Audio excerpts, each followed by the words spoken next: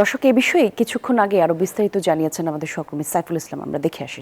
বিচারক ঘটনার সাক্ষী হলো ইতালি প্রবাসী বাংলাদেশিরা। শুক্রবার দিবাগত রাতে ইতালির রাজধানী রোমের একটি বাসা থেকে কামাল উদ্দিন নামে এক প্রবাসী বাংলাদেশি, তার স্ত্রী ও তার 5 বছর বয়সী কন্যা সন্তানের মৃতদেহ উদ্ধার করে স্থানীয় পুলিশ। তবে এই ঘটনায় কিন্তু তার 18 বছর বয়সী ছেলের ওয়ান চৌধুরী তিনি মারাত্মক গুরুতর আহত হলেও তাকে কিন্তু উদ্ধার করে একটি হাসপাতালে নিয়ে চিকিৎসা প্রদান করে এবং সেখানে কিন্তু বর্তমানে তিনি আশঙ্কামুক্ত অবস্থায় রয়েছে বলে জানিয়েছে স্থানীয় প্রশাসন।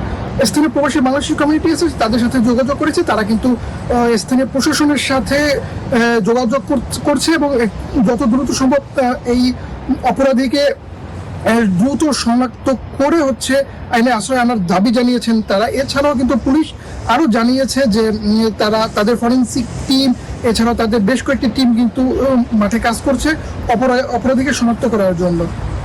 এই ছিল আমার কাছে সর্বশেষ। প্রতি সপ্তাহে সর্বোচ্চবার বিকাশ পেমেন্টে 50 জন হবেন পেমেন্ট চ্যাম্পিয়ন। জিতে নিন টিভি সহ আকর্ষণীয় সব প্রাইজ।